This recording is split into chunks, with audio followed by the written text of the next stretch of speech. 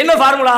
அவனுக்கு அந்த தம்பி எனக்கு சொன்ன செய்தியின் அடிப்படையில் சொல்வதாக இருந்தால் வேறொன்றுமில்லை, அவனுக்கு கற்றுக் கொடுக்கப்பட்ட ஃபார்முலாவை சொல்லுகிறான். நீண்ட நெடிய நாட்களாக இப்படியே இருந்தேன், வெறியிலே இருந்தேன், எப்பொழுது பார்த்தாலும் யாரையும் பார்க்க விருப்பமில்லை, யாரோடும் உரையாட விருப்பமில்லை, எப்பொழுது பார்த்தாலும் நாங்கள் இதிலே அடிமையாகி இதன் மீதே கவனத்தோடு இருந்தோம், வேறு எதை பற்றியும் எங்களுக்கு விருப்பமில்லை. ஒரு செல்பேசி கிடைத்தால், தொலைபேசி மொபைல் கிடைச்சா போதும், அப்படியே உட்கார்ந்துருவோம். ஆனால் எங்களை சுற்றி இருந்த சில பேர் சில செய்திகளை சொன்னார்கள், நண்பர்களாக கிடைத்தார்கள். அவர்கள் எங்களுக்கு சில செய்திகளை பேச ஆரம்பித்தார்கள். குறிப்பாக நீங்கள் படைக்கப்பட்டதனுடைய நோக்கம் என்ன என்று எனக்கு சொன்னாங்க. சொல்றான், இது என்னடா வெறுமனே உலகத்தில் நீ வந்தது சும்மா அப்படின்னு நினைச்சியா? இங்க நடக்கிற நிகழ்வுகள் எல்லாம் எதேச்சே நடக்குது? இல்லவே இல்லை. உலகத்தில் நடக்கிற எல்லாம் ஒரு பிளான், ஒரு திட்டம், ஒரு சிஸ்டம். மொத்த உலகமும் ஒன்றோடு ஒன்று பிணைக்கப்பட்டிருக்கிறது. நீங்க உலகத்துல தனி ஆள் இல்ல, உங்களுக்கு இந்த உலகத்துக்கு சம்பந்தம் இல்லாத தனி மனுஷன் இல்ல.